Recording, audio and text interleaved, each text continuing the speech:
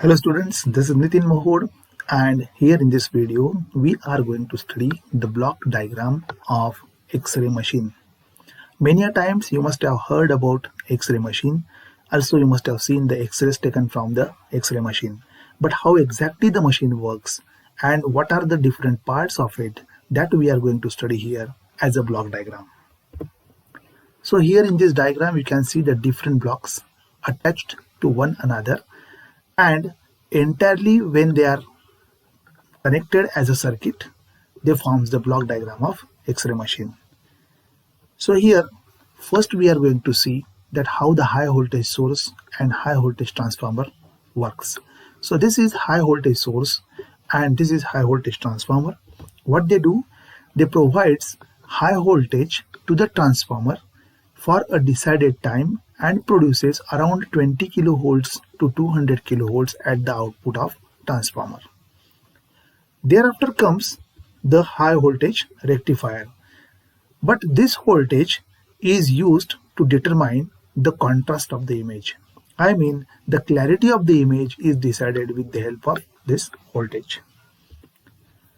Higher the voltage, naturally higher will be the contrast, more will be the clarity of the X-ray. High voltage rectifier, that is the next block where you are getting the high voltage as an input.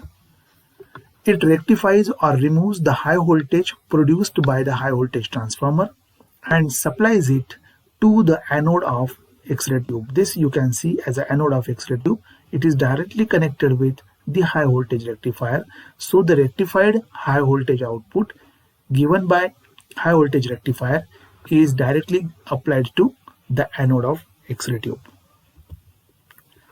Then comes the thermal overload detector. Actually, this is the block which is going to take care of this X-ray tube. How it is going to protect it? See, it detects the temperature of X-ray tube and will turn it off immediately if it goes beyond the specified range. So, the temperature of this X-ray tube is maintained with the help of thermal overload detection. Once it has gone up, immediately the system will be turned off. Then the rotor control, this one. This is connected here with the anode. Most of the X-ray tube anodes are rotated by induction motor. Why they are rotated? In order to limit the beam power, beam of the X-rays, in order to limit the beam power at the spot and to cool the anode. So there are two intentions behind rotating this anode. One is to limit the beam power at any spot and to cool the anode, because these X-rays are very dangerous otherwise. The speed of induction motor and thereby an inductor is controlled by the rotor. Pulse duration timer, this is this block.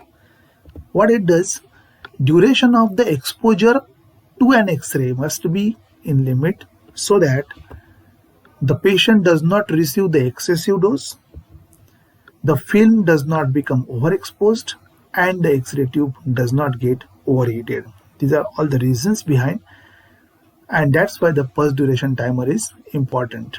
So for how much duration the exposure of the X-rays should be there, that is decided by this pulse duration timer. So it is taking care of these three things: that patient does not receive the excessive dose, the film does not get overexposed, and the X-ray tube does not get overheated. Pulse duration timer determines this pulse duration. Aluminum filter, this is this part of the block diagram. So naturally it's a filter, so it is going to filter out something. We will see what it is. The X-ray beam used in the medical field contains broad band of frequencies, and therefore most of the frequencies are of no use or they are unwanted frequencies. Those unwanted frequencies in the X-ray beam may lead to side effect like extra dose for a patient, which may cause tumor and reducing contrast in the image, what it is called soft X-ray. To eliminate these effects, this aluminum filter is used. Then comes the collimator. This is that part, collimator. It reduces the dose of a patient. How it is done? It is done by confining the X-ray beam only on the region of the interest on the body. This is done by an external collimator placed between patient and filter. So you can see here the filter and patient, and in between the collimator is there to protect the patient from getting exposed by the X-rays apart from the part of the interest, clinical interest rather. Then the diaphragm, that is Bucky diaphragm you can say.